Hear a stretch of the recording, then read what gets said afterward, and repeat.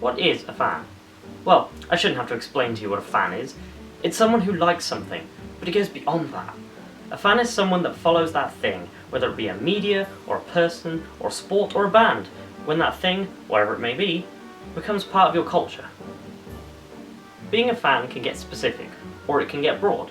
You could be a fan of movies, then you could be a fan of sci-fi, then you could be a fan of hard sci-fi, then you could be a fan of Blade Runner, or you could be a fan of sport, then you could be a fan of football, then you could be a fan of Leicester City FC, then you could be a fan of Arthur Chandler, top record scorer, circa 1935. Ha! Bet you didn't think I knew that, did you? But when does a fan become part of a fandom? That's the real question. A fandom is a community dedicated to a very subjective and very specific piece of media. For example, there's no comic fandom, but there is a Marvel fandom. The term fandom most commonly applies to television shows and films.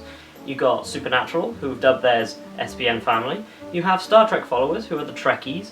Dedicated Doctor Who fans refer to themselves as Whovians. And the Mentalistas, who are fans of Mentalists. Not all fandoms have names though. You've got loads of books and bands and TV shows that don't have a dedicated name for their fandom, but they're still there. Sherlock, Hunger Games, Harry Potter, etc. I believe a fan becomes part of a fandom when they find this community and engage and participate with it on a dedicated level. When they go onto Tumblr or Reddit or forums just to discuss the events that have happened or formulate theories or dream of what could happen next. When creativity is bred because of it. Fanfictions, while graphic, are often very well written, comparable if not better than the inspiring media. Music and remixes are made from a segment, a tiny point within the video sometimes. Films are made to honour the inspiring primary source. The audience of this channel might look around their room. They'll see posters of TARDISes, or Astov Men, or Vault Dwellers, or Hobbits, or Snitches, or Mockingjays, or the Triforce. The level of creativity and dedication is what separates a fan from a fandom. It's how you get Star Trek fans who aren't Trekkies, or Doctor Who fans that aren't Whovians. It's why you don't see football fandoms or car fandoms, because while there are fans, it doesn't create the same level of dedication or formulation of theories or creativity as art or literature do. But then, I could be wrong. In fact, prove me wrong. I want you to. A car, or a club, or even porn could make a fandom. Why not? There are porn vloggers. Yes, they exist.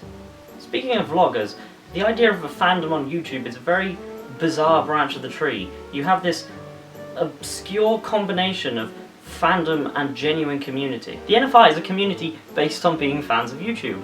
Then you have the nation, the audience, the lovelies, the beard lovers, all fandoms of sorts, with their fan arts and creations and names, but the primary source, the creators themselves, often socialise and communicate and interact and, well, exist as part of the fans.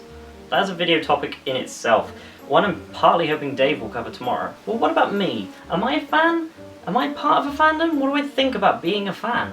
Well, many a year ago, I used to consider myself a Mentalista. I have a Red John shirt, and I used to watch the show religiously.